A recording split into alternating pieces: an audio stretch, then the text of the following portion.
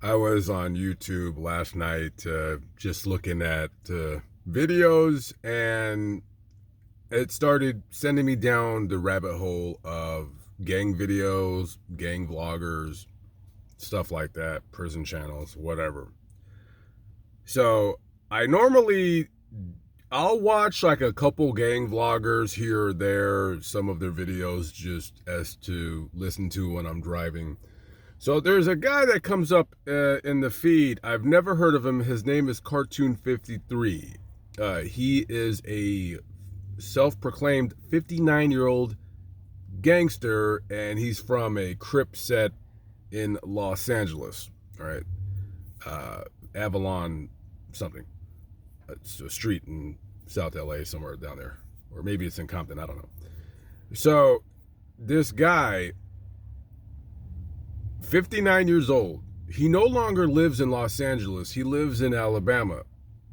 So I clicked on this video because the title was a young homie tried to, uh, I guess his video title was like, a young homie tried to check me, something like that. I said, okay. I said, I'd like to hear this story.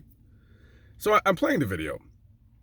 And he basically says he lives in Alabama and he went out to Los Angeles to visit the neighborhood of the gang or that he was from, or he's still from, excuse me, he's still from there. And I'm sure he has family that lives in the neighborhood, blah, blah, blah. This guy goes to a store and he's wearing these house shoes. I think they're called chanclas or whatever. The Mexicans call them chanclas or whatever. But he's wearing them in a way where he's just kind of flat-footed. He has two flat tires on both of his feet. You know, like the back of the shoe is not over his foot. So he's walking into the store, and this guy in his mid-30s hits him up. Says, "Hey, where you from?" Just like that, but he does it in an aggressive fashion. Now, if you're 59 years old and you're black and you're in Los Angeles and somebody says, "Where are you from?"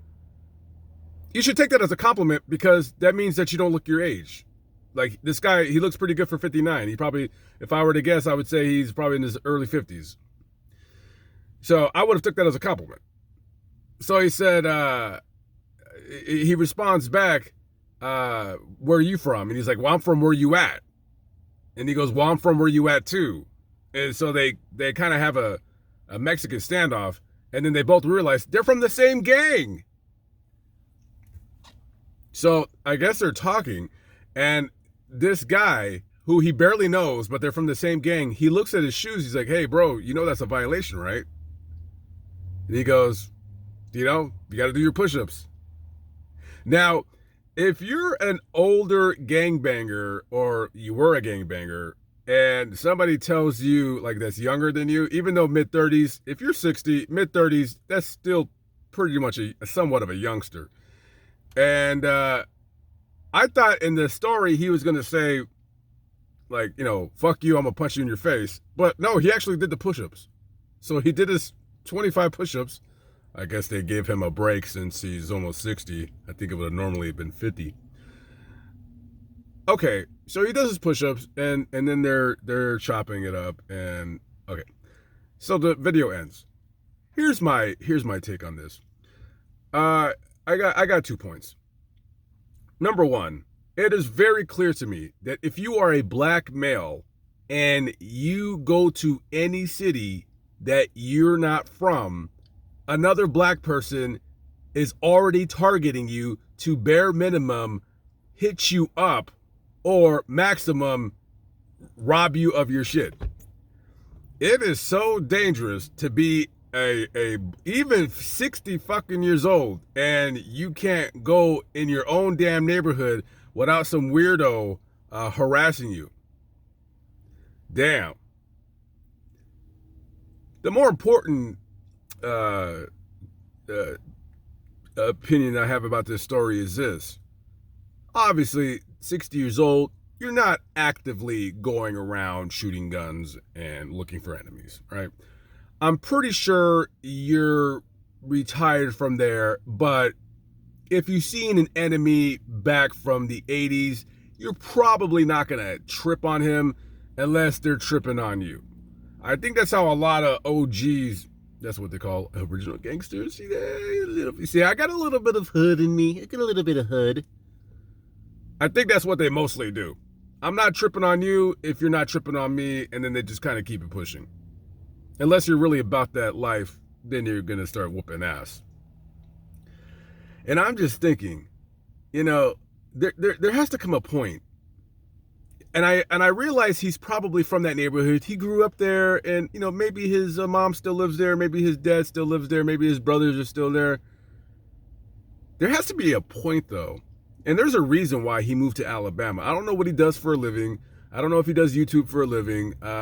He appears to be like he's telling stories of gang stuff, and I'll check out some more of his videos, just because that's the kind of videos I prefer. I like when people just kind of hit record and they talk.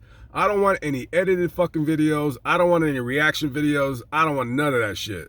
I want to hear from when you were a kid and something happened. There's got to be a point in time, though, where you no longer want to go back to your neighborhood. There's got to be a point where you should just be like, maybe it's time to leave this shit alone. Maybe it's time to leave this shit alone. I'm 60 years old. I don't know if he still works or he's hitting retirement. I don't know nothing about him. But you're fucking 60. Maybe there's a time where this gang shit, you gotta leave that shit alone. You gotta leave that shit alone. Obviously, if he's still in the neighborhood and he's still doing push-ups, then he's still, in my opinion, an active gang member. He may not be going out on missions, he may not be hitting people up, but he's still a part of their program. When do you leave it alone? When do you leave the gang shit alone? When do you just kind of leave it by the wayside? You know what I mean? I never joined a gang. I keep wanting to make a trollish video about why I never joined a gang. I mean, I don't know, maybe I'll make it later if I remember. But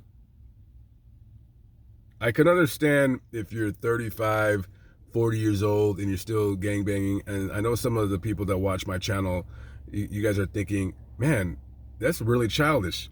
Sadly, it's not, because there's a lot of guys, and especially when I go back to Los Angeles, that are still doing that bullshit that I see. I still see them fucking cheap ass cholos all fucking gang banged up, all shot out at 50 years old.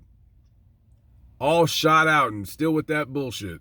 It's amazing. There's not a lot of them, but they are out there. They may not be hanging around on the street like they used to, but they're still there. And it just never ceases to amaze me. There's got to be a point in time where you got to leave it alone.